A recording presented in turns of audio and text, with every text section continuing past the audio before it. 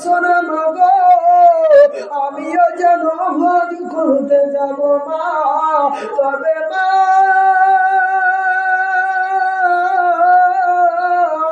আমি তোমাকে না বলে কোনো জায়গায় যাই না গো মা।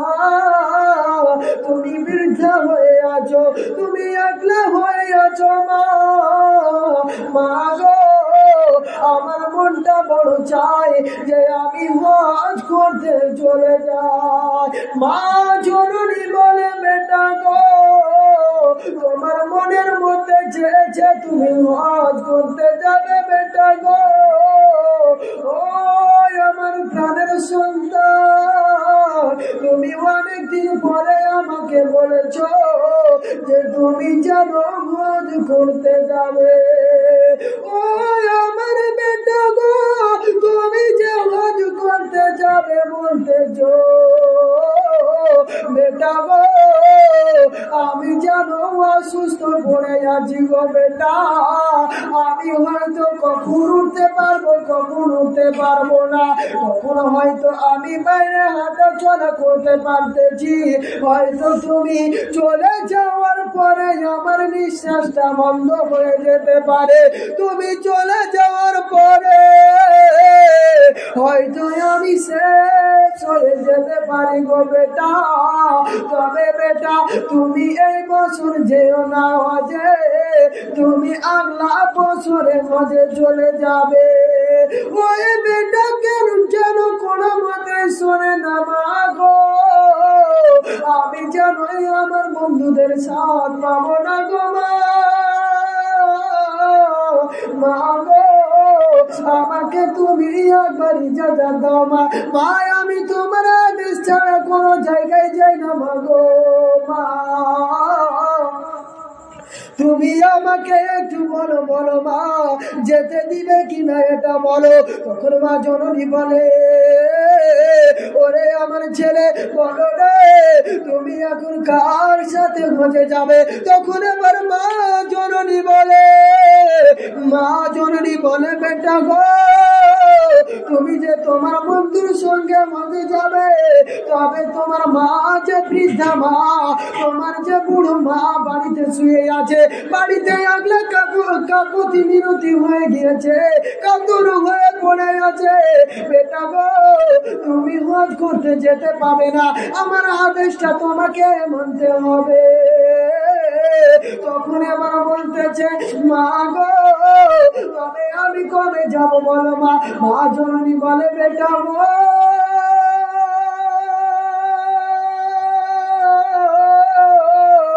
তুমি জানো তো আগলা বছরে চলে যাবে হজে, আমি তোমাকে মানা বারণ করবো না। হয়তো আমার এই বছরের মধ্যে ইন্তেকাল হয়ে যেতে পারে বেটা গো, তুমি হজে চলে যাবে আর আমার ইন্তেকাল হয়ে যাবে, আমাকে দেখার মতো কেউ থাকবে না, আমাকে দেখার মতো পাড়ার মানুষও নাই, আমাদের নির্জন জায়গায় বাড়ি আছে, এমন কোন মানুষ যে আছে আমাদের কাছে আসবে বেটা গো, তবে তুমি ছাড়া আমার কেউ নাই। বেটা গো, তোমার যেন যাওয়া হবে না এই বছরে।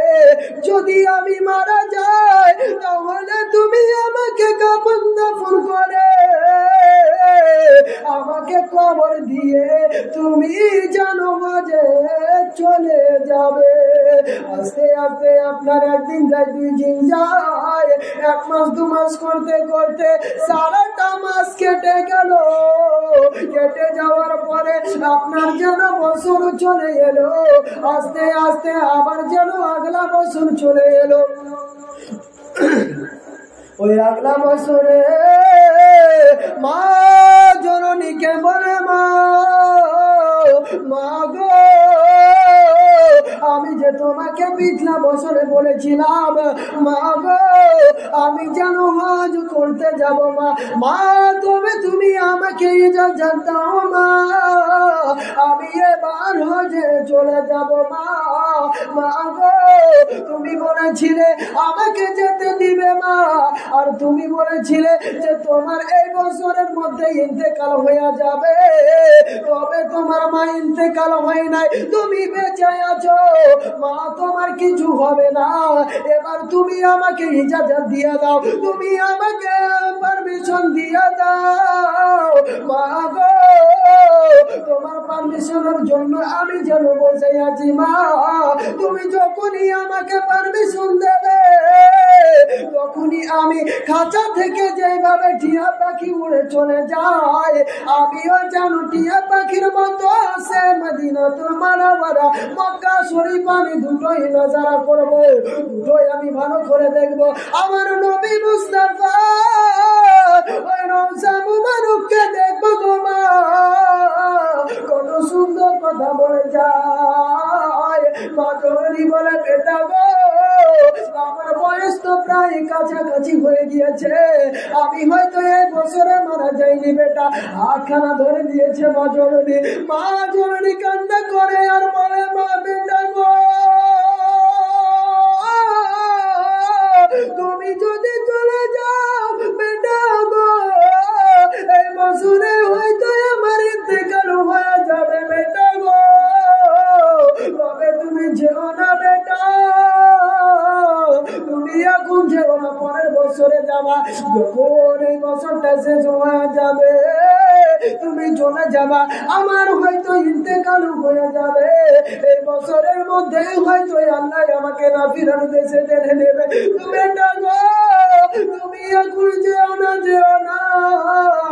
মা জননীর কথাটা যেন কোনো মতেই শুনে নিলেন।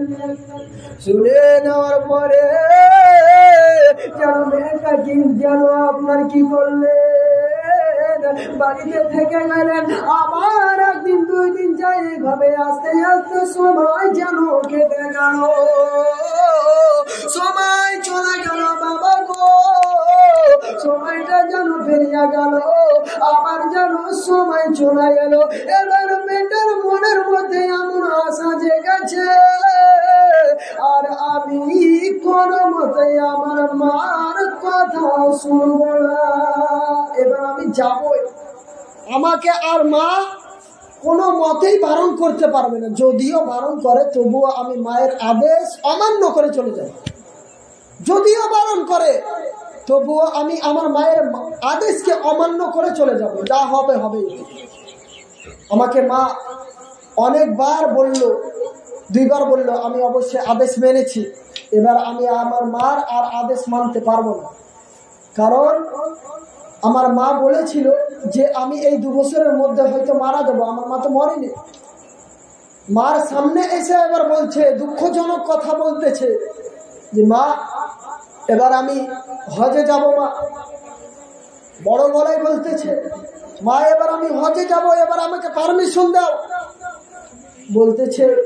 আবার মেয়েটা বলতেছে, বৃদ্ধা মা বলতেছেন হাতখানাকে ধরে, বাবা তুমি এই বছর যেও না, এই বছর হয়তো আমার ইন্তেকাল হয় না, হয়তো কিছুদিনের মধ্যেই হয়ে যেতে পারে, তুমি চলে যাবে, চলে যাওয়ার পরে আমাকে দেখবে কে বলো তো, আমাকে দেখার মতো কেউ থাকবে না, শুধু একমাত্র তুমিই আছো আমাকে দেখার মতো, তুমিই একমাত্র আমাকে দেখতে পারবে।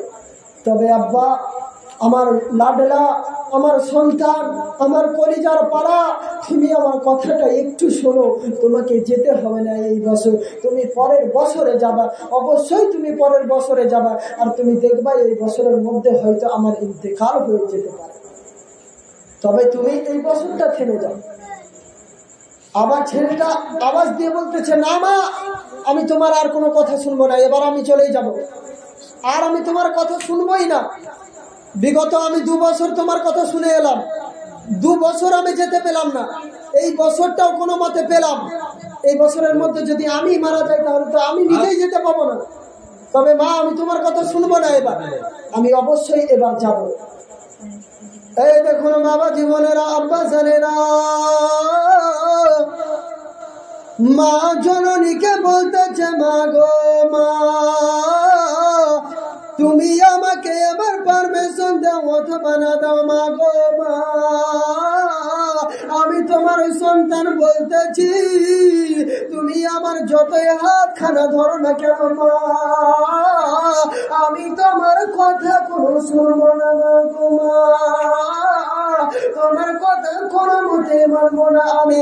তখন আমার বলতেছে, বেটা গো আমার কথাটাই একটু শুনে নাও বেটা গো, তোমাকে আমি এতদিন পর্যন্ত 10 মাস 10 দিন লালিত পালিত করেছিলাম, এত কষ্ট করে তোমাকে আমি পৃথিবীর বুকে নিয়ে এসেছিলাম বেটা গো, আজ তুমি আমার কথাটাও আমার করে চলে যাচ্ছ বেটা গো, তুমি আমার কথা খানায় একটু শোনো রে শোনো, তোমাকে যেন যেতে হবে না।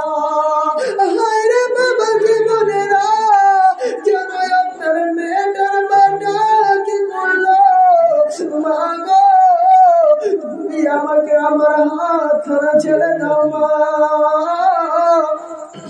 আর তুমি আমাকে কিছু বল না গো মা, মা গো মা,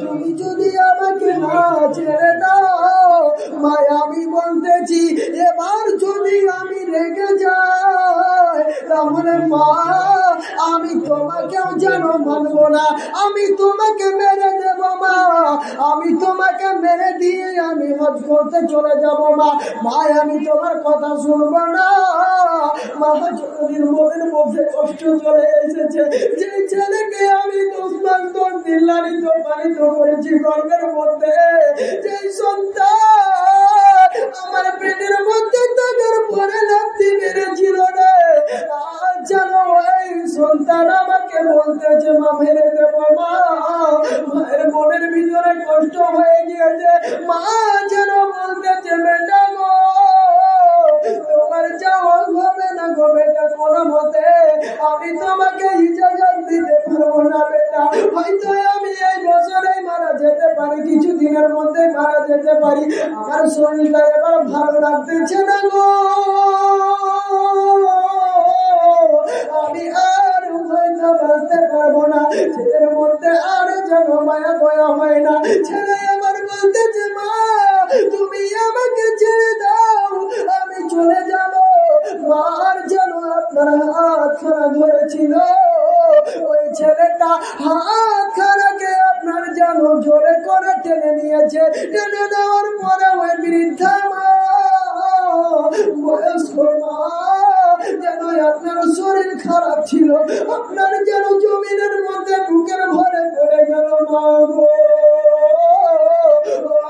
ছেলেরা যেন আপনার মেয়েটা যখনই পড়ে যাওয়া মেয়েটা যেন কান্না করে চলে যায়, কান্না করে চলে যায় আর বলে বেটা গো তোমার ওই ছোটবেলার কথা ভেবে ভেবে আমার কষ্ট হয়ে যায় গো বেটা, কত কষ্টে কষ্টে আমি তোমাকে লালিত পালিত করেছি আর তুমি আমাকে মারতেছ,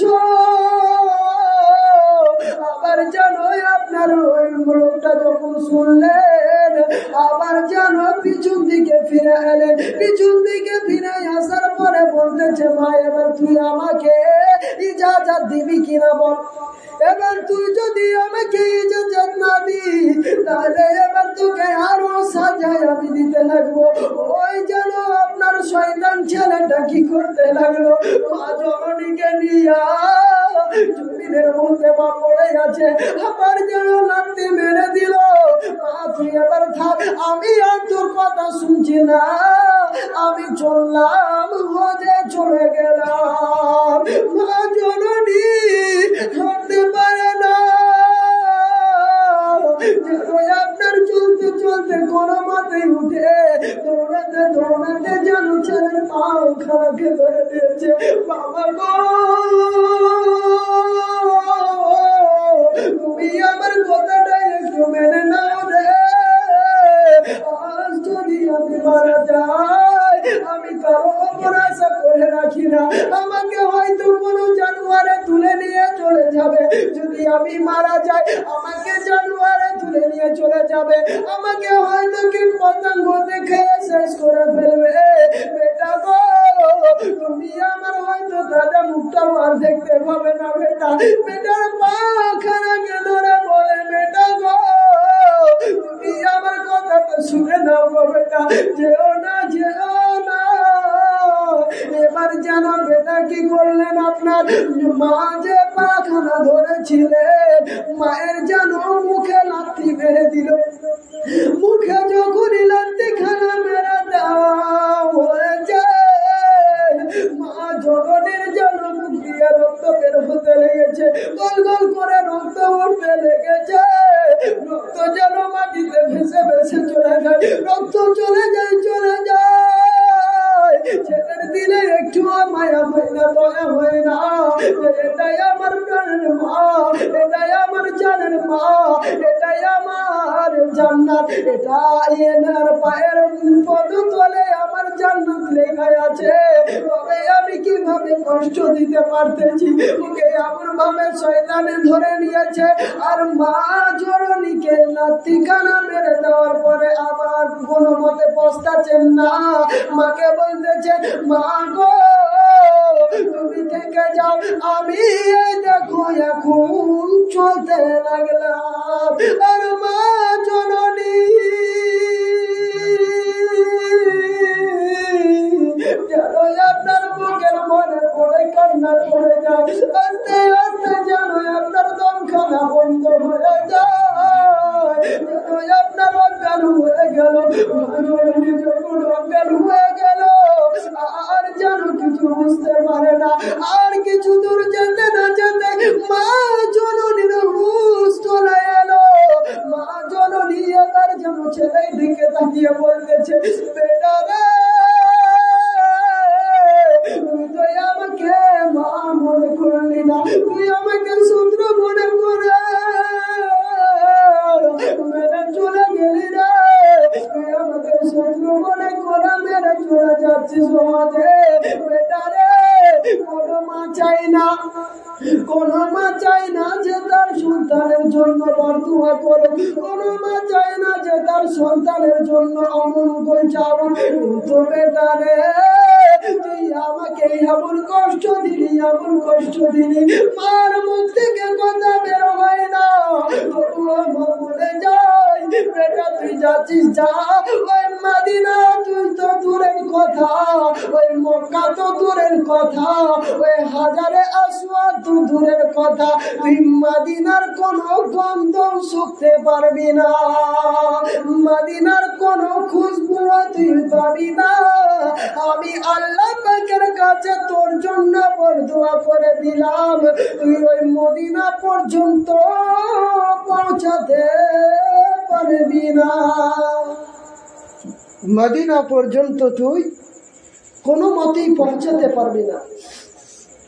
তুই যাচ্ছিস যা, কিন্তু মদিনা তোর ভাগ্যে লেখা নেই। মা আস্তে আস্তে আপনার ওই জমিনের মধ্যে পড়ে গেলেন, অজ্ঞান হয়ে গেলেন, আবার অজ্ঞান হয়ে পড়ে থাকলেন একলা। মা জননী রাস্তায় পড়ে থাকলেন, আর ছেলে আপনার রাস্তার দিকে আস্তে আস্তে অগ্রসর হলেন, আস্তে আস্তে চলে গেলেন।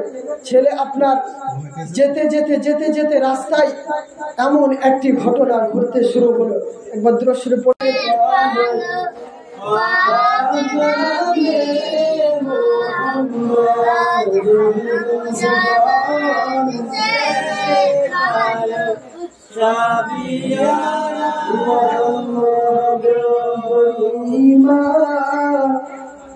বুড়িমা শোনো বুড়িমা, বুড়িমা বুড়িমা শোনো বুড়িমা, কেন কাঁদো তুমি, কিসের বেদনা, কেন কাঁদো তুমি, কিসের বেদনা। বুড়িমা বুড়িমা শোনো বুড়িমা, বুড়িমা বুড়িমা শোনো বুড়িমা, কেন কাঁদো তুমি, কিসের বেদনা কেন কাঁদো মা তুমি কিসের বেদনা স্নেহ মায় গড়া ছিল সাধুর সন্তান কলেজার টুকরা ছিল মোর জানের জান স্নেহ মায় গড়া ছিল সাধুর সন্তান কলেজার টুকরা ছিল মোর জানের জান হৃদয় আউজার করে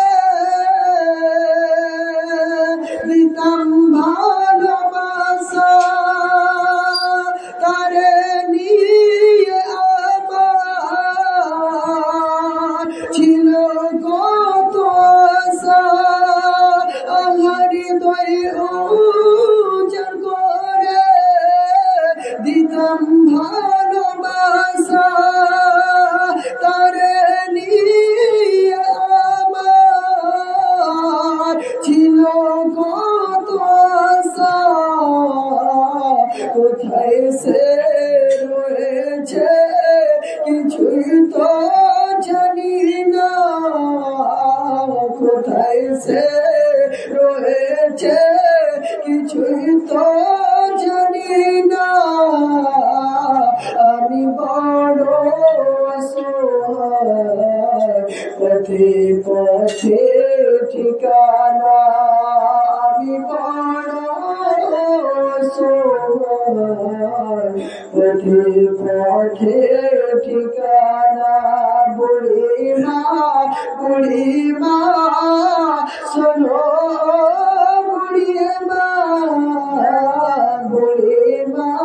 বুড়িমা শোনো বুড়িমা কেন কাঁদো না তুমি কিসের বেদনা কেন কাঁদো না তুমি কিসের বেদনা আমার সোনা ছেলে এসে বলে আমার সোনা ছেলে এসে আমায় বলে মাগো বল তুমি যাবে কবে চলে আমার সোনা ছেলে এসে আমায় বলে মাগো বল তুমি কবে যাবে চলে করবে কে সেবা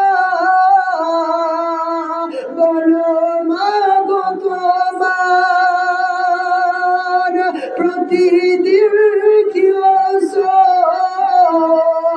কিনে দিতে পারা যায় আজ থেকে খুঁজে না তোমার ঠিকানা বুড়িমা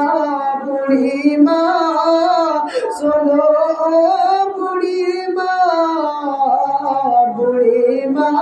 বুড়িমা শোনো বুড়িমা কেন কাঁদো না তুমি কিসের বেদনা কেন কাঁদো না তুমি কিসের বেদনা কেন কাঁদো না তুমি কিসের বেদনা আল্লাহ আলহামদুলিল্লাহ সমস্ত তারিফ ও প্রশংসা মহান করুণাময় আল্লাহ তাবারক ওয়া তাআলার জন্য যিনি ওয়াখাই অব্যয় অনন্ত ওয়াসিম জিনার কোনো শরীক নেই যিনি কোন শব্দের দ্বারায় 18,000 মাখলুকাতকে সৃষ্টি করেছেন যিনি আপনাকে আমাকে এই সুন্দর পৃথিবীর আলো দেখার তৌফিক দান করেছেন ইনায়াত করেছেন যিনি আপনাকে আমাকে এই সুন্দর মিলাদে মুস্তাফা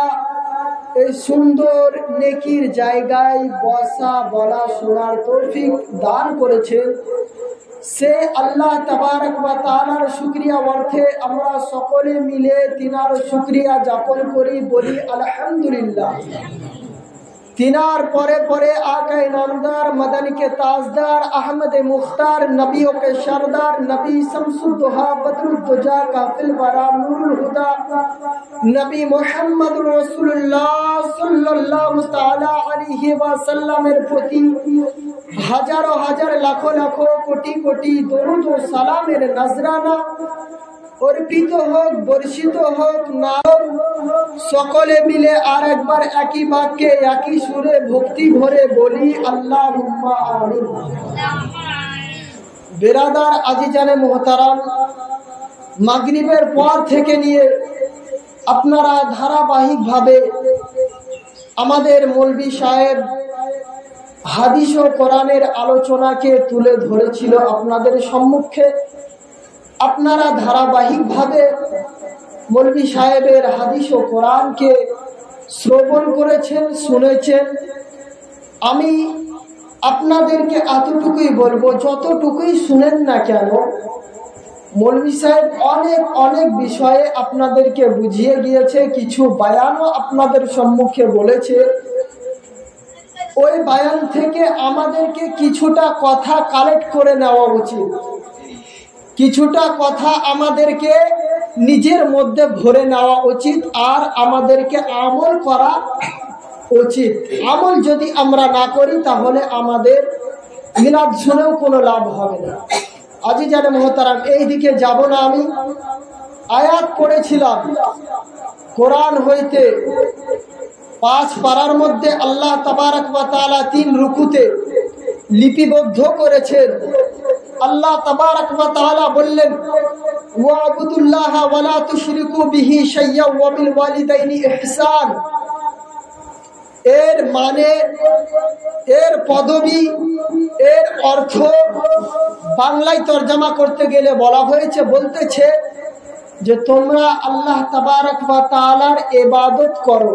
ওয়াবুদুল্লাহ, আল্লাহ তাবারক ওয়া তাআলার ইবাদত করো। ওয়ালা তুশরিকু বিহি শাইয়্যা ওয়া বিল ওয়ালিদাইনি ইহসান, এবং তোমরা আল্লাহ তাবারক ওয়া তাআলাকে কোন মানুষের সঙ্গে শরীক করো না। আমাদের মধ্যে অনেক মানুষ আছে, অনেক মানুষ আছে যে অবুঝ কি করে, বলে যে আল্লাহ পাক রব্বে কায়নাত,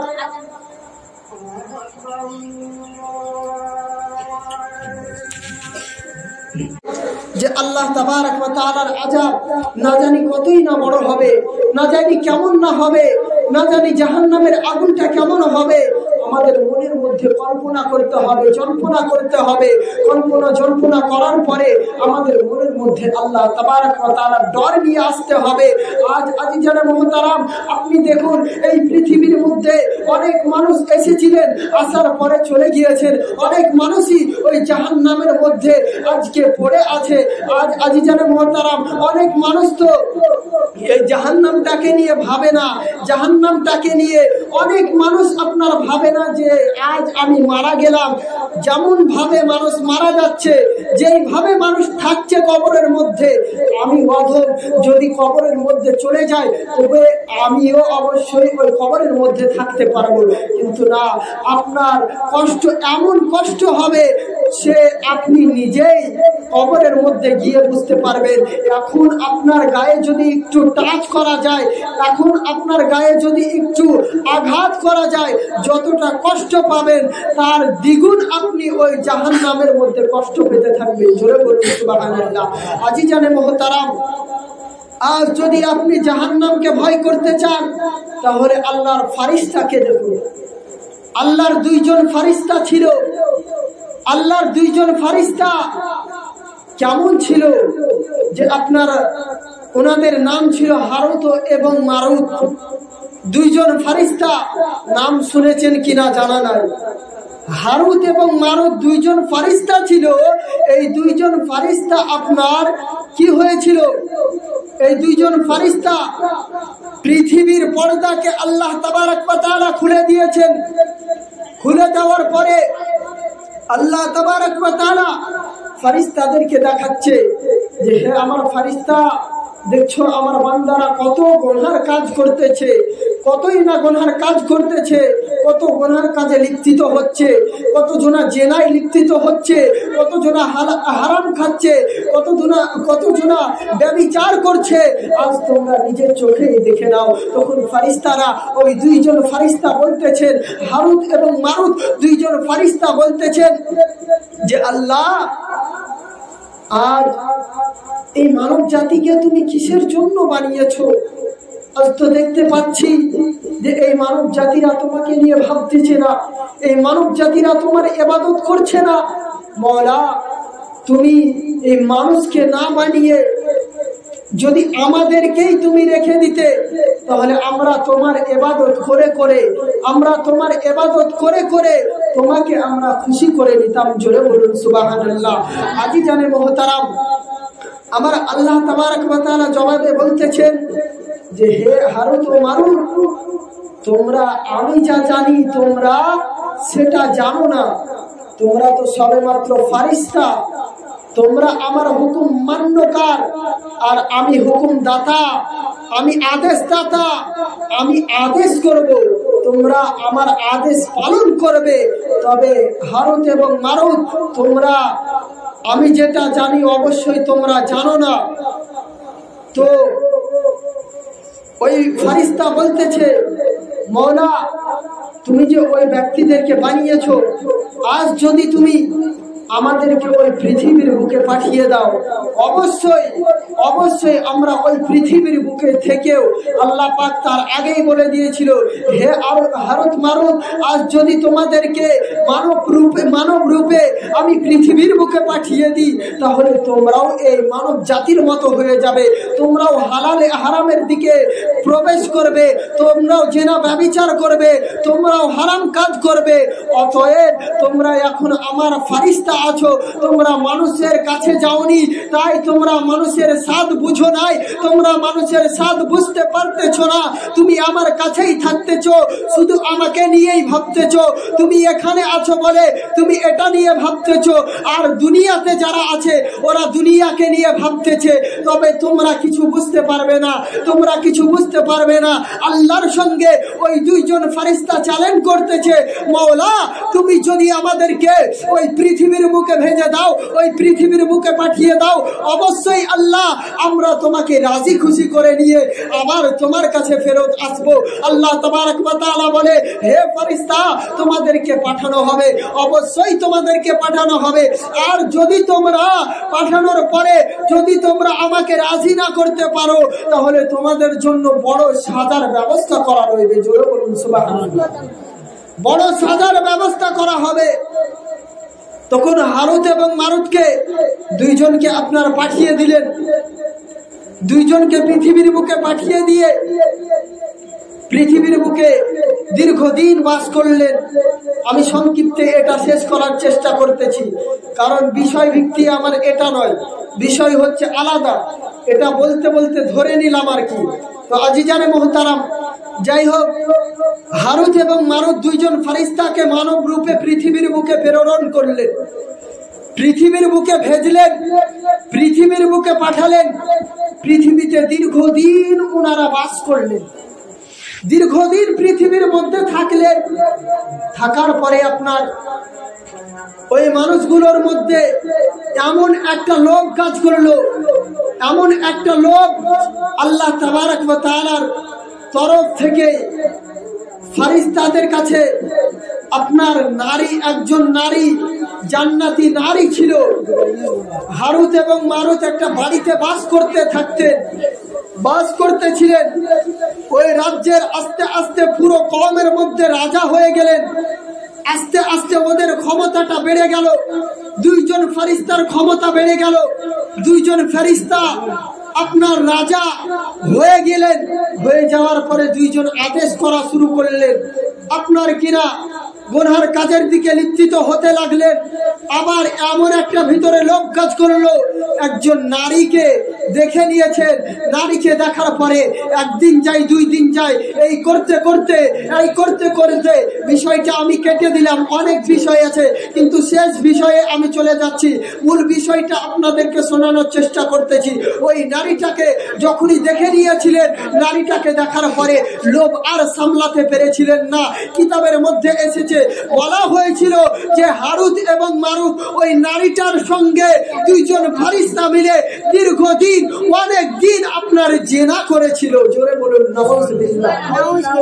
আজিজানে মুহতারাম, ওই ফারিস্তারা ওই মেয়েটার সঙ্গে জেনা করার কারণে আল্লাহ তাবারক ওয়া তাআলা সঙ্গে সঙ্গে উনাদেরকে গায়েবী আওয়াজ দিয়ে বলতেছে, হারুত এবং মারুত তোমরা কি বলেছিলে?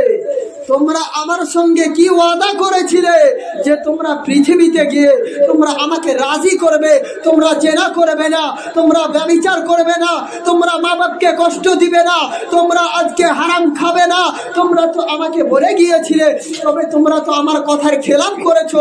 আজ তোমাদের জন্য আমি যে তোমাদেরকে জাহান্নামের কথা বলেছিলাম, আমি যে তোমাদেরকে সাজার কথা বলেছিলাম, ওটা কি তোমাদের মনে আছে?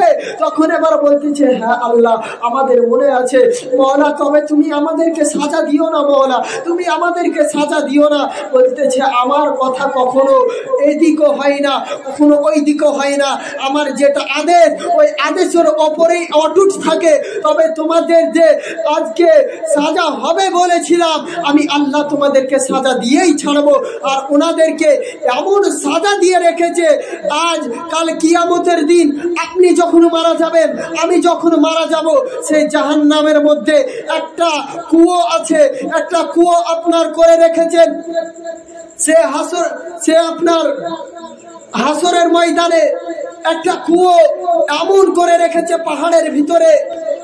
ওই কুয়োর ভিতরে হারুত এবং মারুতকে জিঞ্জিরি দিয়ে আপনার পায়ে বেঁধেছে, আর নিচু দিকে মাথা আর ওপর দিকে টান করে রেখে দিয়েছে। তাহলে আজকে ভাবুন আজিজানে মুহতারাম, যদি আল্লাহ তাবারক ওয়া তাআলা যেই ফেরেশতারা মাসুম, যেই ফেরেশতাদের কোনো গুনাহ নাই, কোনো ওনাদের দ্বারা গুনাহ হতে পারে না, তবুও ওনাদের দ্বারা তো গুনাহ হয়ে গিয়েছে। আর হয়ে যাওয়ার কারণে আল্লাহ তাবারক ওয়া তাআলা ওনাদেরকেই যদি শাস্তি দিয়ে রাখে, তাহলে আমরা তো মামুলি মাটির তৈরি একটা মামুলি মানুষ, আমরা তো এত পরিমাণে গুনাহ করতেছি। এই গুনাহগুলো আল্লাহ তাবারক ওয়া তাআলা আমাদেরকে সহজে কি মাফ করবে? যদি ফেরেশতাকেই আজ সাজা দিয়ে থাকে, তাহলে আমাদেরকে তো ছাড়বে না। আমাদেরকে অবশ্যই ওই কালো আগুনের মধ্যে জিঞ্জিরি দিয়ে বেঁধে টানতে টানতে ওই আগুনের মধ্যে প্রবেশ করা। আজিজানে মুহতারাম, আমি বলবো এই জাহান্নাম অনেক বড়ই কঠিন। সেটা শুধুমাত্র জাহান্নামীদের জন্য, আর জান্নাতীদের জন্য জাহান্নাম কোনো বড় বিষয় না। জাহান্নামটাও তাদের জন্য জান্নাত হয়ে যায়। জোরে বলুন সুবহানাল্লাহ। আজিজানে মুহতারাম, ওই জাহান্নামকে যদি আমরা জান্নাত বানাতে চাই, যদি আমরা জান্নাত করতে চাই, তাহলে আমাদেরকে আমলটা ঠিক রাখতে হবে। সর্বপ্রথমে আমি মা বোনদের জন্য কিছু কথা বলবো। মা বোনদের তো ভয় খুব অল্প, খুব অল্প। নামাজ ওদের জন্য কিছু সময় হয়তো মাপ আছে, তাই বলে হয়তো নামাজ 3 দিনের জন্য মাপ হতে পারে, 5 দিনের জন্য মাপ হতে পারে। বেশি যদি হয় তাহলে 10 দিনের জন্য মাপ হবে। কিন্তু মা বোনেরা 10 দিন তো কামাই করতেছে না, 1 মাসও কামাই করে দিচ্ছে, 4 মাসও কামাই করে দিচ্ছে, সারা জীবনই নামাজ পড়তেছে না।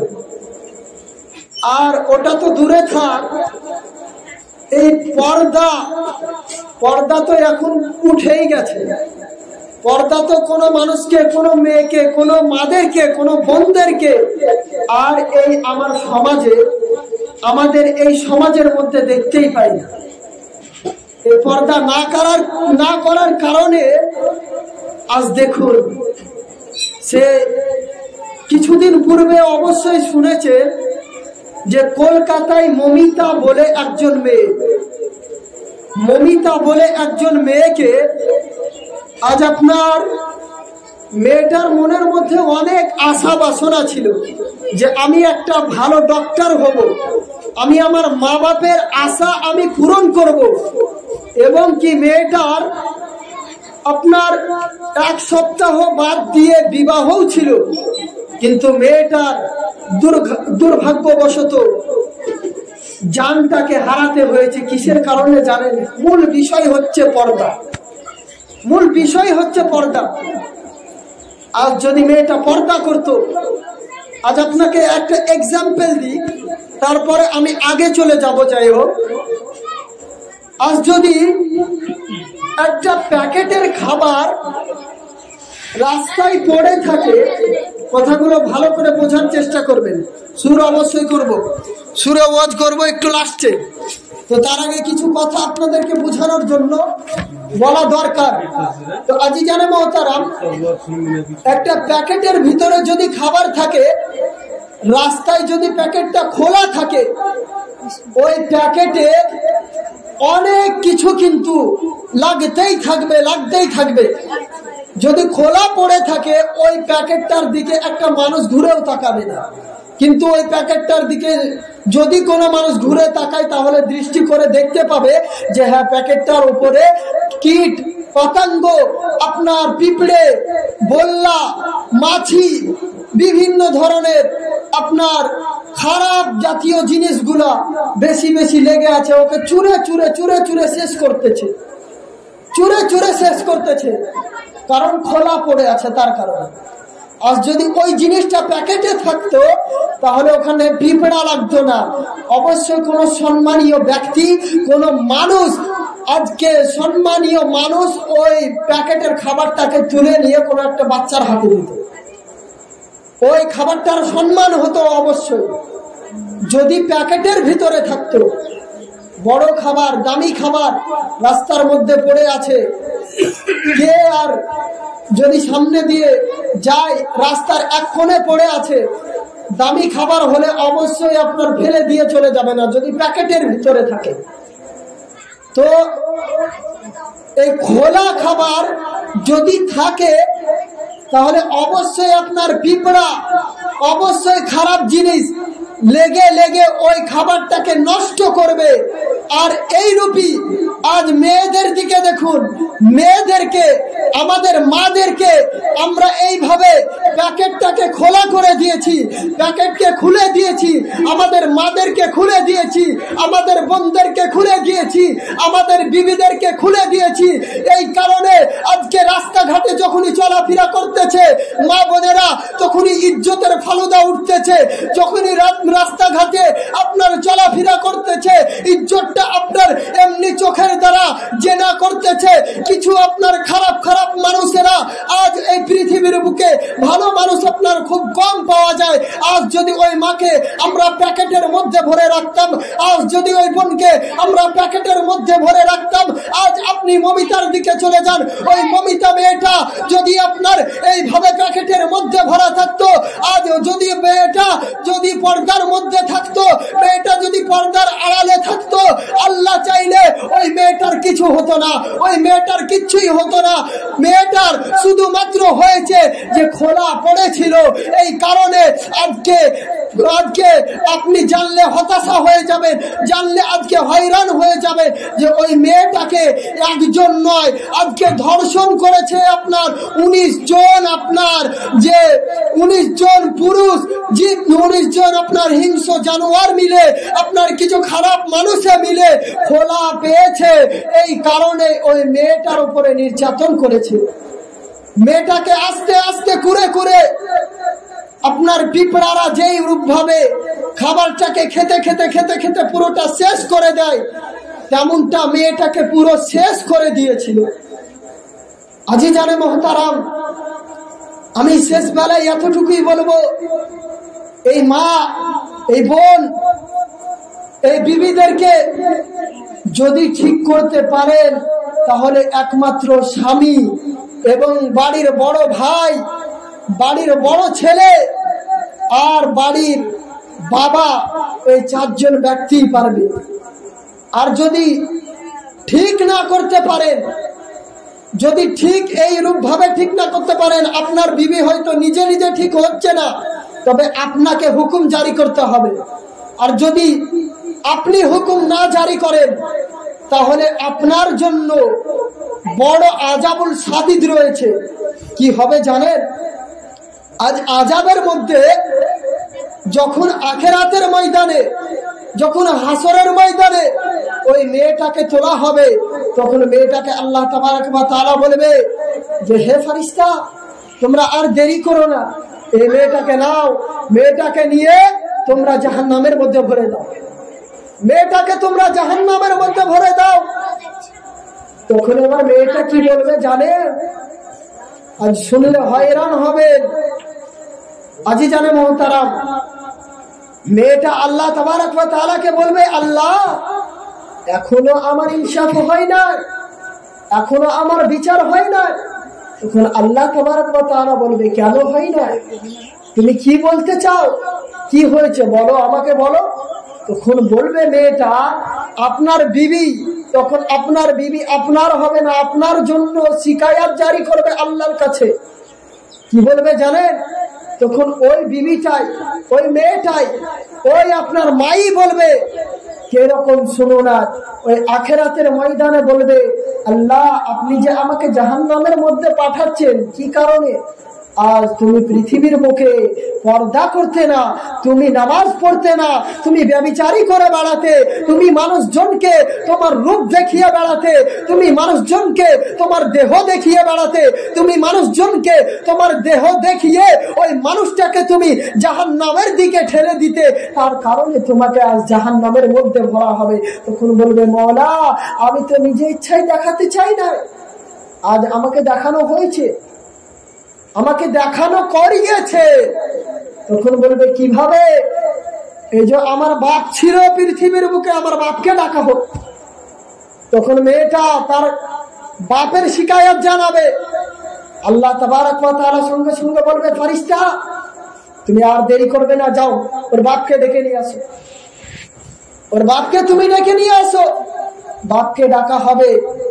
বাপকে ডাকার পরে বাপের সামনে বলবে, আল্লাহ আমি পৃথিবীর বুকে যখন ছিলাম, এই যে এটা দেখতেছেন, এটা আমার জানের বাপ ছিল, আমার আব্বা ছিল। ছোট থেকে নিয়ে আমি বড় হয়েছি এনার কোলে, আমি ছোট থেকে নিয়ে আমার বয়স হয়েছে এতটা, আমাকে বিবাহ দিয়েছে এই মানুষটা, আমাকে বড় করেছে এই মানুষটা, এই মানুষটা আমাকে শিক্ষা লাভ করিয়েছে, এই মানুষটা আমাকে সুশিক্ষায় শিক্ষা লাভ করিয়েছে। এই মানুষটা যদি আমাকে পর্দার ব্যাপারে বলতো, আমি কি পর্দা করতাম না? এই মানুষটা যদি আমাকে নামাজের জন্য বলতো, আমি কি নামাজ পড়তাম না? এই মানুষটা যদি আমাকে আজকে ভালো কাজের জন্য বলতো, আমি কি ভালো কাজ করতাম না? মওলা তবে আমাকে ওই মানুষটা বলেনি, তাই আমি করিনি। তাহলে তুমি আমার সাথে সাথে আমার আব্বাকেও জাহান্নামের মধ্যে প্রবেশ করো, আমার সাথে সাথে আমার আব্বাকেও জাহান্নামের মধ্যে প্রবেশ করো। আজি জানে মোহতারাম, তখন এবার বলবে ফেরেশতা যাও তুমি এদের দুজনকে জাহান্নামের মধ্যে দাও, এদের দুজনকে জাহান্নামের মধ্যে প্রবেশ করাও। তখন আবার আপনার বড় ভাইকে ডাকা হবে।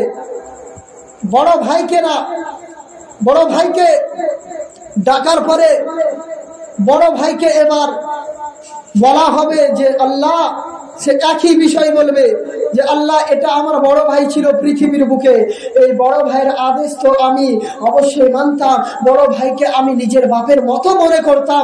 আমার বড় ভাই যখন আমাকে আদেশ দিত যে তোকে ওখানে যেতে হবে না, তোকে এখানে যেতে হবে না, যদি আমাকে আদেশ দিত অবশ্যই আমি এটা করতাম না। তোকে টেলিভিশন দেখা হবে না, যদি তুই টেলিভিশন দেখিস তাহলে কিন্তু আমি বাপের কাছে শিকায়াত জানাবো।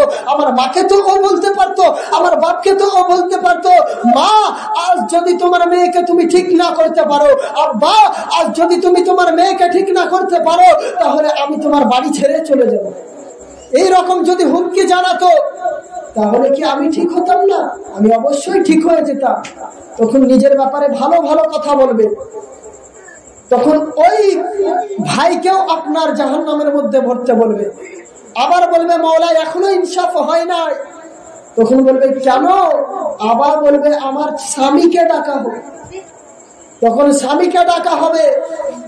স্বামীকে ডাকার পরে বলবে মাওলা এই পৃথিবীর বুকে আমার স্বামী ছিল, এই পৃথিবীর বুকে আমার মাথার তাজ ছিল, আমার জান্নাত ছিল, যার পায়ের তলে পদতলে তুমি বলেছিলে জান্নাত, ওই মানুষটা যদি আমাকে একটু তালাকের হুমকি দিত, একটা তো তুমি আমাদেরকে এই হাদিসে, একটা তো তুমি আমাদেরকে মাসআলার মধ্যে হাদিসের মধ্যে পদ্ধতি দিয়ে দিয়েছো, যদি তালাকের হুমকি দিত আমাকে, তালাকের হুমকি দিয়ে যদি আমাকে বলতো যে তুই পর্দা কর, তুই নামাজ পড়, তুই ভালো কাজ কর, তাহলে কি আমি করতাম না?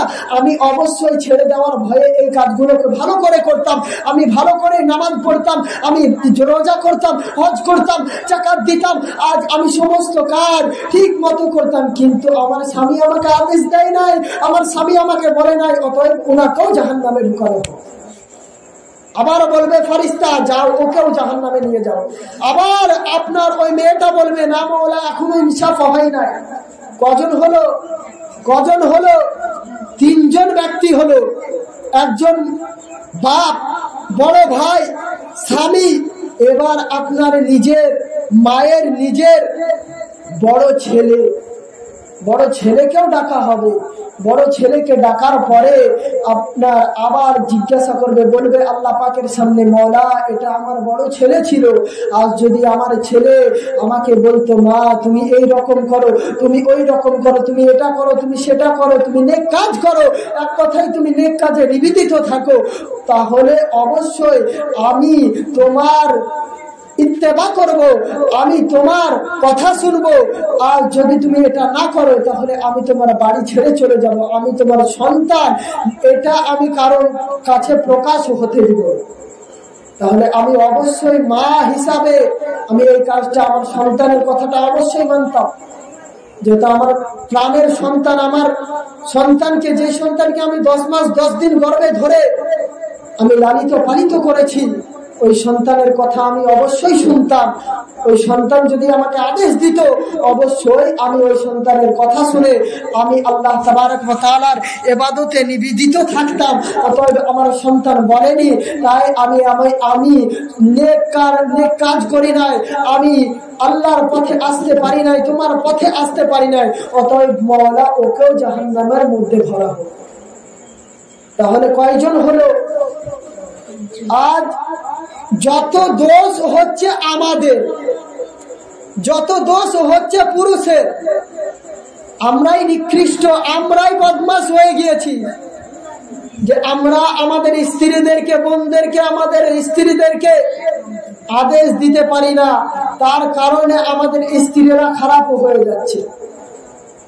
এই তো আপনাদেরকে এইসব বিষয়গুলো খুলে বললাম। সব রকম চোখে তো দেখাইছে, অবশ্যই সব রকম আপনি একটু বলে দেখুন, যদি না মানে তাহলে আল্লাহ পাক রব্বে কায়নাত আপনাকে আখিরাতের ময়দানে আপনার এই আদেশের কারণে, আপনি যে আদেশ করতেছিলেন এই আদেশের কারণে আল্লাহ পাক হয়তো খুশি হয়ে গিয়ে আপনাকে জাহান্নামের মধ্যে নয়, আপনাকে জান্নাতের মধ্যে ঢুকাবে, আপনার স্ত্রীকে জাহান্নামের মধ্যে প্রবেশ করাবে। যদি আপনার কথা না শুনে, তাহলে আপনার এখান থেকে বোঝা গেল যে চারজন ব্যক্তি একটা মহিলার কারণে চারজন পুরুষ জাহান্নামের মধ্যে প্রবেশ করবে। জোরে বলুন সুবহানাল্লাহ। আজি জানা মুহতারাম, আমাদের পুরুষদেরকে সঠিক হতে হবে, পুরুষদেরকে ঠিক হতে হবে, পুরুষদেরকে আমাদেরকে মা বাপের ভালোবাসাটা ঠিক মতো শুদ্ধে আনতে হবে। আমি বলেছিলাম যে মা বাপের ইত্তেবা করো, এবার আমি ইত্তেবার দিকে আসবো যে মা বাপকে আমাদের ইত্তেবা করতে হবে, মা বাপের ভালোবাসা আমাদের অন্তরের মধ্যে রাখতে হবে, নিয়ে আসতে হবে। তো মা বাপের ভালোবাসা ছোটখাটো ভালোবাসা নিয়ে আসলে হবে না। যেমনটা মায়ের পায়ের তলে জান্নাত, তেমনটা ভাবে আপনাকে মায়ের ভালোবাসাটা নিয়ে আসতে হবে, আর মাকে এমন ভাবে ভালোবাসতে হবে যাতে মা আপনার উপরে খুশি হয়ে যায়।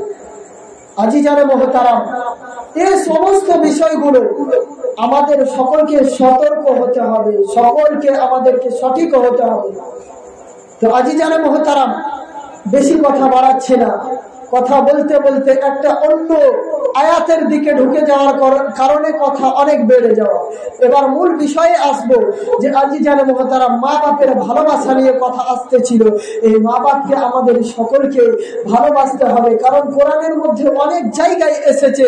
আপনার 15 পারা 3 রুকুর মধ্যে এই মা বাপের কথা এসেছে, 5 পারা 3 রুকুর মধ্যে মা বাপের কথা এসেছে, 1 পারা 10 রুকুর মধ্যে মা বাপের কথা এসেছে, আপনার 8 পারা 6 রুকুর মধ্যে মা বাপের কথা এসেছে, আরো বিভিন্ন জায়গায় মা বাপের কথা এসেছে।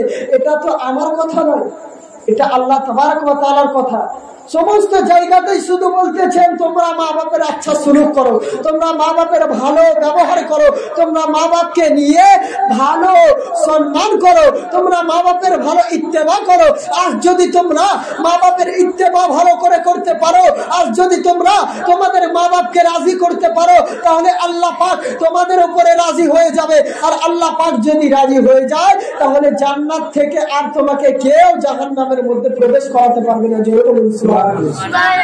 আজিজানে মুহতারাম, একবার দুরূদ শরীফ পড়ুন, নবী মুস্তাফার সালে গুনগুনিয়ে একবার দুরূদ শরীফ পড়ুন। আল্লাহুম্মা মাওলানা সাইয়্যিদানা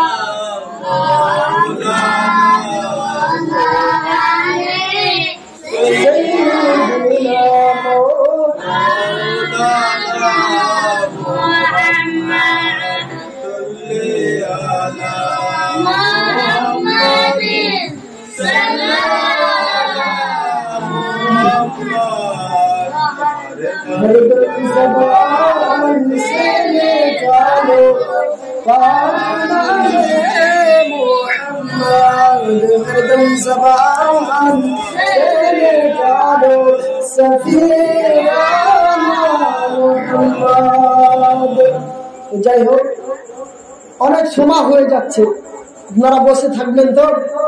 আর অল্প কিছু বলবো, একটু বলে আমি আমার সংকীর্ণ বক্তব্য ইনশাআল্লাহ শেষ করে দেব। তো একটু ধৈর্য সহকারে বসে থাকেন।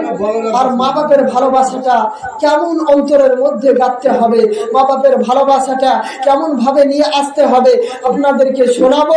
এটা একটু ভালো করে শ্রবণ করার চেষ্টা করবেন।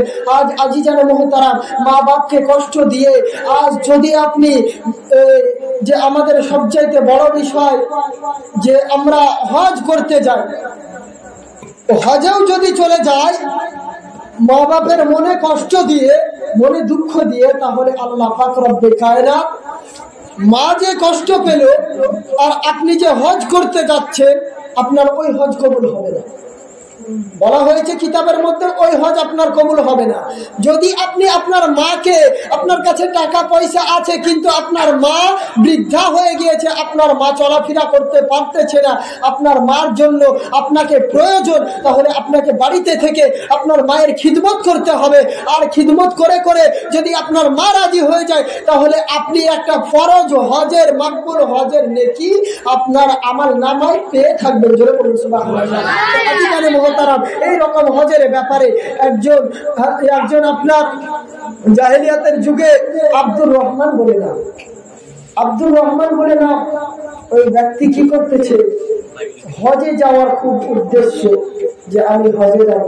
কিছু কাফিলা চলে যাচ্ছে, কিছু বন্ধু বান্ধব আপনার চলে যাচ্ছে, আর আমি গ্রামের মধ্যে একলা আছি, আমি পড়াশোনা করতেছি, আমার বন্ধুরাও পড়াশোনা করতেছে, আমার বন্ধুরা সকল মিলিয়ে পড়াশোনা করার জন্য বেরেলি শহর যাচ্ছে, আর আমি গ্রামে একলা থাকবো, এটা আমাকে ভালো লাগবে না, আমারও যেতে ইচ্ছা করে।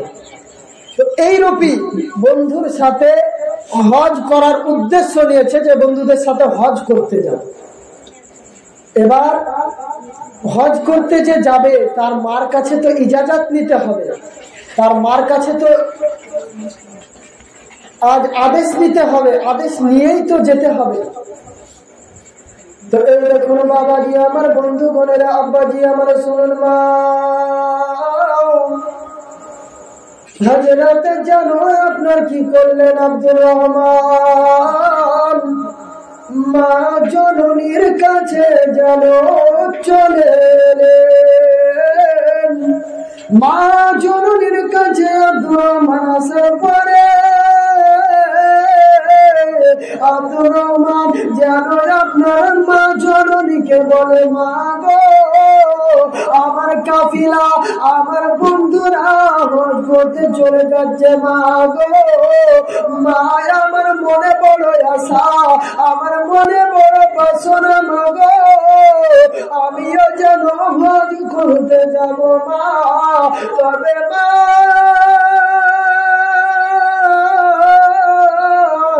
আমি তোমাকে না বলে কোনো জায়গায় যাই না গো মা, তুমি বৃদ্ধা হয়ে আছো, তুমি একলা হয়ে আছো মা। মা গো, আমার মনটা বড় চাই যে আমি হজ করতে চলে যাই। মা জননী বলে, বেটা গো, তোমার মনের মধ্যে চেয়েছে তুমি হজ করতে যাবে বেটা গো।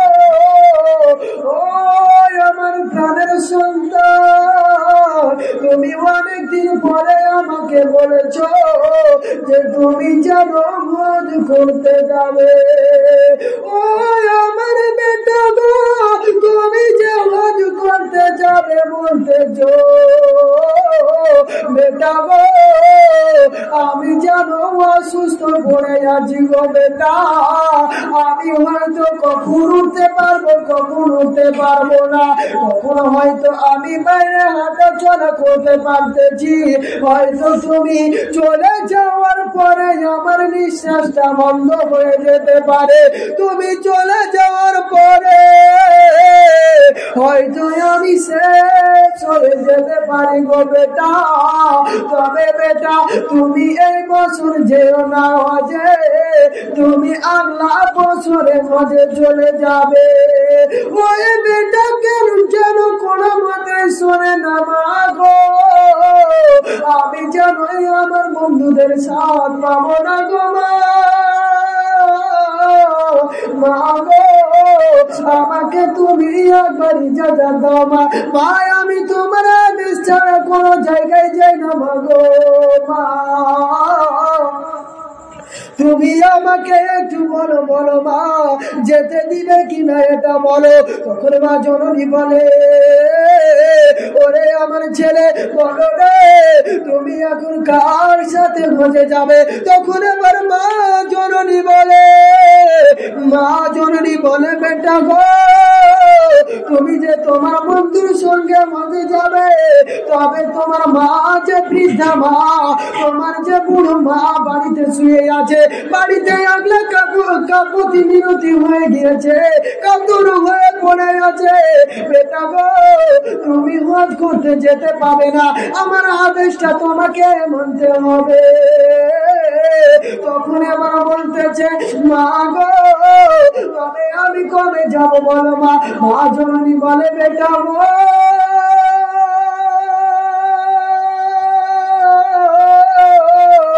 তুমি জানো তো আগলা বছরে চলে যাবে হজে, আমি তোমাকে মানা বারণ করবো না, হয়তো আমার এই বছরের মধ্যে ইন্তেকাল হয়ে যেতে পারে বেটা গো।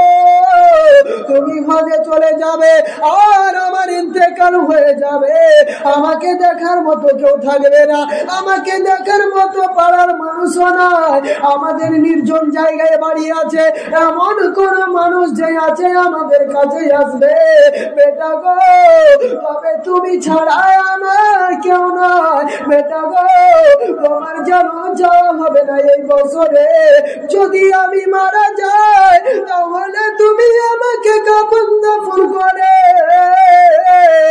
আমাকে খবর দিয়ে তুমি জানো মাঝে চলে যাবে। আস্তে আস্তে আপনার একদিন যায়, 2 দিন যায়, 1 মাস 2 মাস করতে করতে সারাটা মাস কেটে গেল। কেটে যাওয়ার পরে আপনার যেন বছর চলে এলো। আস্তে আস্তে আবার যেন আগলা বছর চলে এলো।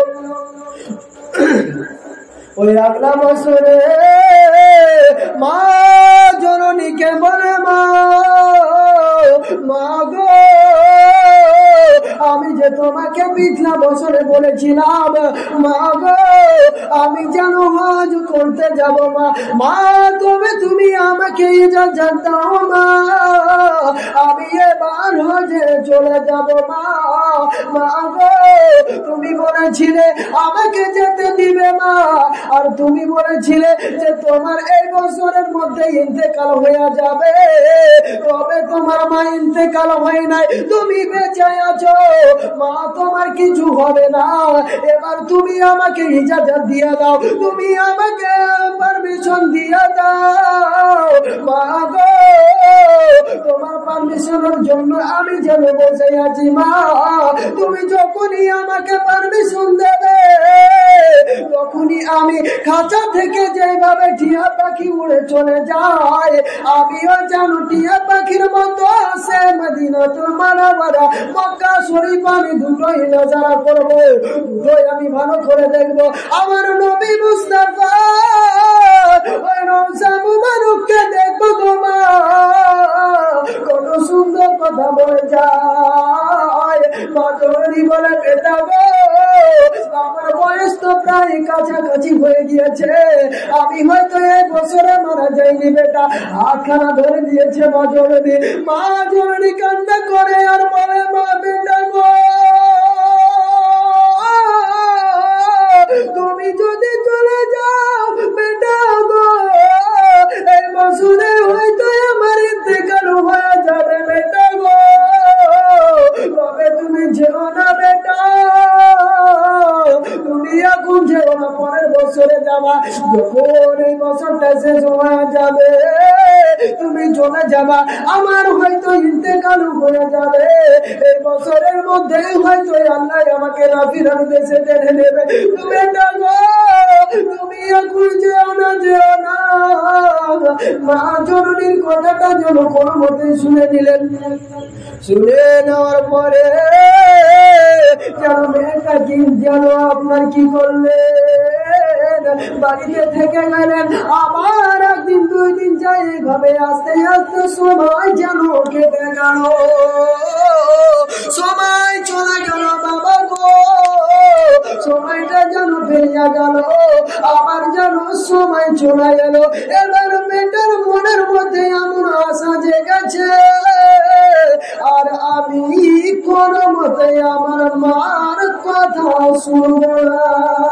এবার আমি যাবই, আমাকে আর মা কোনো মতেই বারণ করতে পারবে না। যদিও বারণ করে তবুও আমি মায়ের আদেশ অমান্য করে চলে যাব।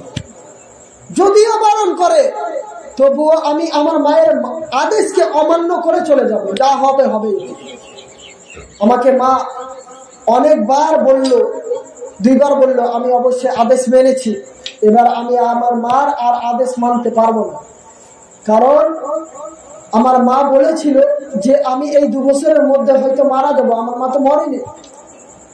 মার সামনে এসে এবার বলছে, দুঃখজনক কথা বলতেছে যে মা এবার আমি হজে যাব। মা বড় গলায় বলতেছে, মা এবার আমি হজে যাব, এবার আমাকে পারমিশন দাও বলতেছে। আবার মেয়েটা বলতেছে, বৃদ্ধা মা বলতেছে হাতখানাকে ধরে, বাবা তুমি এই বছর যেও না, এই বছর হয়তো আমার ইন্তেকাল হয় না, হয়তো কিছুদিনের মধ্যেই হয়ে যেতে পারে। তুমি চলে যাবে, চলে যাওয়ার পরে আমাকে দেখবে কে বলো তো? আমাকে দেখার মতো কেউ থাকবে না, শুধু একমাত্র তুমিই আছো আমাকে দেখার মতো, তুমিই একমাত্র আমাকে দেখতে পারবে। তবে আব্বা, আমার লাডলা, আমার সন্তান, আমার কলিজার পাড়া, তুমি আমার কথাটা একটু শোনো। তোমাকে যেতে হবে না এই বছর, তুমি পরের বছরে যাবা, অবশ্যই তুমি পরের বছরে যাবা। আর তুমি দেখবা এই বছরের মধ্যে হয়তো আমার ইন্তেকাল হয়ে যেতে পারে। তবে তুমি এই বছরটা থেমে যাও। আবার ছেলেটা আওয়াজ দিয়ে বলতেছে, না মা, আমি তোমার আর কোনো কথা শুনবো না, এবার আমি চলেই যাব, আর আমি তোমার কথা শুনবোই না। বিগত আমি 2 বছর তোমার কথা শুনে এলাম, 2 বছর আমি যেতে পেলাম না, এই বছরটাও কোনো মতে পেলাম। এই বছরের মধ্যে যদি আমি মারা যাই তাহলে তো আমি নিজেই যেতে পাবো না। তবে মা, আমি তোমার কথা শুনবো না, এবার আমি অবশ্যই এবার যাব। এই দেখুন বাবা জীবনেরা, আব্বা জানেরা, মা জননীকে বলতেছে, মা গো মা, তুমি আমাকে এবার পারমিশন দাও অথবা না দাও, মা গো মা, আমি তোমার সন্তান বলতেছি, তুমি আমার যতই হাত খানা ধরো না কেন মা, আমি তোমার কথা কোনো শুনবো না, মা গো মা, তোমার কথা কোনো মতে মানবো না আমি। তখন এবার বলতে যাবে না গো, আমার কথাটা একটু শুনে নাও বেটা গো, তোমাকে আমি এতদিন পর্যন্ত 10 মাস 10 দিন লালিত পালিত করেছিলাম, এত কষ্ট করে তোমাকে আমি পৃথিবীর বুকে নিয়ে এসেছিলাম বেটা গো, আজ তুমি আমার কথাটাও আমার ঘরে চলে যাচ্ছ বেটা গো, তুমি আমার কথা খানা একটু শোনেছ গো, তোমাকে যেন যেতে হবে না। হায় রে বাবা জীবনেরা, যেন আপনার মেয়েটার বাটা কি করলো, মা গো, তুমি আমাকে আমার হাত খানা ছেড়ে দাও মা, আর তুমি আমাকে কিছু বল না গো মা, মা গো মা, তুমি যদি আমাকে না ছেড়ে দাও মা, আমি বলতেছি এবার যদি আমি রেগে যাই তাহলে মা আমি তোমাকেও যেন মানবো না, আমি তোমাকে মেরে দেব মা, আমি তোমাকে মেরে দিয়ে আমি হজ করতে চলে যাব মা, মা আমি তোমার কথা শুনবো না মা। যতদিন মনের মধ্যে কষ্ট চলে এসেছে, যে ছেলেকে আমি 10 মাস 10 দিন লালিত পালিত করেছি গর্ভের মধ্যে, যে সন্তান আমার পেটের মধ্যে থাকার পরে লাথি মেরেছিল রে, আজ যেন ওই সন্তান আমাকে বলতেছে মা মেরে দেব মা, মায়ের মনের ভিতরে কষ্ট হয়ে গিয়েছে, মা যেন বলতেছে বেটা গো তোমার যাওয়া হবে না গো বেটা, কোনো মতে আমি তোমাকে ইজাজত দিতে পারবো না বেটা, হয়তো আমি এই বছরেই মারা যেতে পারি, কিছু দিনের মধ্যে মারা যেতে পারি, আমার শরীরটা এবার ভালো লাগতেছে না গো,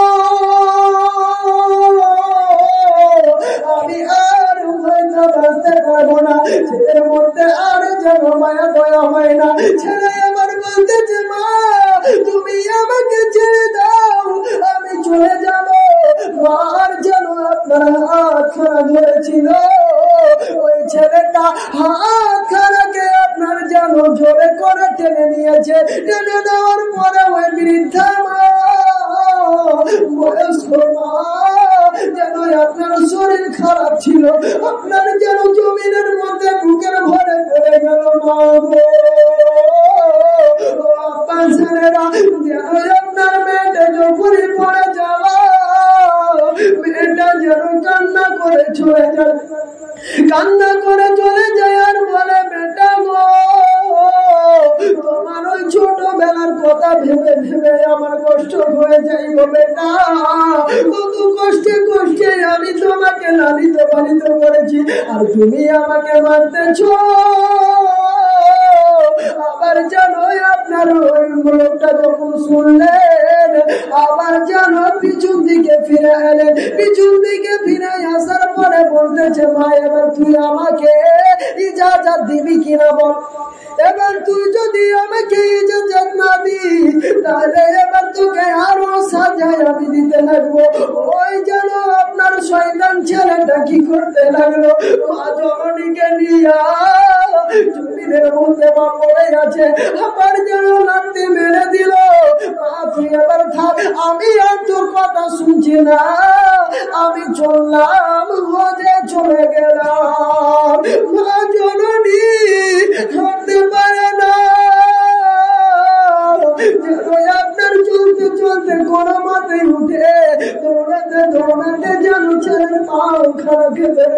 বলছে, বাবা গো তুমি আমার কথাটা একটু মেনে নাও রে। আজ যদি আমি মারা যাই, আমি কারো ওপর আশা করে রাখি না, আমাকে হয়তো কোনো জানোয়ারে তুলে নিয়ে চলে যাবে। যদি আমি মারা যাই, আমাকে জানোয়ারে তুলে নিয়ে চলে যাবে, আমাকে হয়তো কি পতঙ্গ দেখে শেষ করে ফেলবে। বেটা গো তুমি আমার হয়তো দাদা মুখটা আর দেখতে পাবে না বেটা। বেটার পাখানাকে ধরে বলে, বেটা গো তুমি আমার কথাটা শুনে নাও গো বেটা, যেও না যেও না। এবার যেন বেটা কি করলেন, আপনার মা যে পাখানা ধরেছিলেন, মায়ের যেন মুখে লাথি মেরে দিল। মুখে যখনই লাথি খানা মেরে দেওয়া হয়েছে, মা জননীর যেন মুখ দিয়ে রক্ত বের হতে লেগেছে, গল গল করে রক্ত উঠতে লেগেছে। রক্ত যেন মাটিতে ভেসে ভেসে চলে যায়, রক্ত চলে যায় চলে যায়। ছেলের দিলে একটু মায়া হয় না, দয়া হয় না। এটাই আমার প্রাণের মা, এটাই আমার জানের মা, এটাই আমার জান্নাত। এটাই এনার পায়ের পদতলে আমার জান্নাত লেখা আছে। তবে আমি কিভাবে কষ্ট দিতে পারতেছি, ওকে এমন ভাবে শয়তানে ধরে নিয়েছে। আর মা জননীকে লাথিখানা মেরে দেওয়ার পরে আবার কোনো মতে পস্তাচ্ছেন না। মাকে বলতেছে, মা গো তুমি থেকে যাও, আমি এই দেখো এখন চলতে লাগলাম। আর মা জননী